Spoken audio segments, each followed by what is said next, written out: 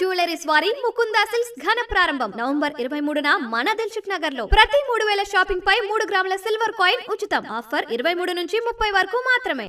ఉగ్రవాదులకు మాదక ద్రవ్యాలకు మధ్యనున్న సంబంధాలకు అడ్డుకట్ట వేద్దామని ప్రధాని నరేంద్ర మోదీ G20 సదస్సులో పిలుపునిచ్చారు. ఈ మేరకు కూటమి దేశాలు ఒక వ్యవస్థను ఏర్పాటు చేసుకోవాలని ప్రతిపాదించారు.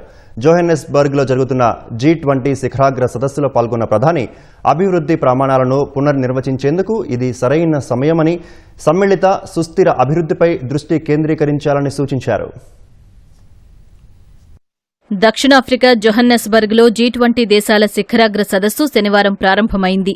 ఈ సదస్సులో పాల్గొన్న ప్రధాని నరేంద్ర మోదీ సమ్మిళిత సుస్థిర ఆర్థికాభివృద్ధి అనే అంశంపై ప్రసంగించారు. ప్రపంచాభివృద్ధే లక్ష్యంగా 6 కొత్త ప్రతిపాదనలు చేశారు. ప్రపంచవ్యాప్త సంప్రదాయ విజ్ఞాన నిధి ఏర్పాటు, global health care response team, ఉగ్రవాదులు, డ్రగ్స్ సంబంధాలకు అడ్డుకట్ట వేయడం వంటివి అందులో ఉన్నాయి. ఉగ్రవాదులు, మాదక ద్రవ్యాల మధ్య సంబంధాలకు అడ్డుకట్ట వేద్దామని మోదీ పిలుపునిచ్చారు. ఇందుకోసం కూటమి దేశాలు ఒక వ్యవస్థను ఏర్పాటు చేసుకోవాలని ప్రతిపాదించారు.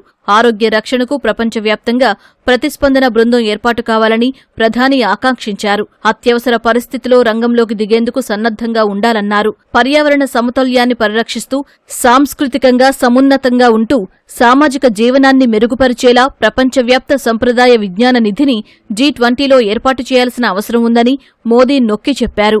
భారతీయ నాగరికత విలువలు, ముఖ్యంగా సమగ్ర మానవత్వ సూత్రాలు దారి చూపిస్తాయని చెప్పారు. పునర్వినియోగం, శుద్ధ ఇంధనం, సుస్థిరతకు భారత్ కట్టుబడి ఉందని ప్రధాని స్పష్టం చేశారు. G20 open satellite data partnership ఏర్పాటు చేసి అంతరిక్ష సంస్థల మధ్య సహకారాన్ని అందిపుచ్చుకోవాలని ప్రతిపాదించారు. తద్వారా దక్షిణార్ధగోళ దేశాలకు ఉపగ్రహ సేవలు మరింత అందుబాటులోకొస్తాయని మోదీ అభిప్రాయపడ్డారు. G20 శిఖరాగ్ర సదస్సు ఓ ఉమ్మడి ప్రకటనను ఆమోదించింది. అమెరికా అడ్డుకోవాలని ప్రయత్నించిన G20 దేశాల నేతలు తీర్మానాన్ని ఏకగ్రీవంగా ఆమోదించుకున్నారు.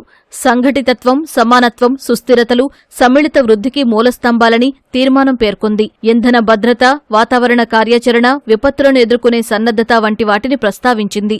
ఒక దేశ సార్వభౌమత్వం పరిధిలోకి మరో దేశం చొరబడకుండా సంయమనం పాటించాలని తీర్మానం పేర్కొంది. అంతర్జాతీయ కట్టుబాట్లకు లోబడి బహుళ పాక్షికవాద స్ఫూర్తితో సహకారం కొనసాగించుకోవాలని G20 తీర్మానించింది. ఇది ఆఫ్రికా ఖండంలో విప్లవాత్మక మార్పులు తీసుకువస్తుందని, బహుళ పాక్షికవాదాన్ని బలపరుస్తుందని దక్షిణాఫ్రికా పేర్కొంది.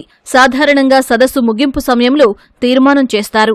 దానికి విరుద్ధంగా ఈసారి ప్రారంభంలోనే ఆమోదించారు. అమెరికా ఈ సదస్సులో పాల్గొన్నా పాల్గొనకపోయినా G20 మాత్రం కొనసాగుతుందని దక్షిణాఫ్రికా పేర్కొంది.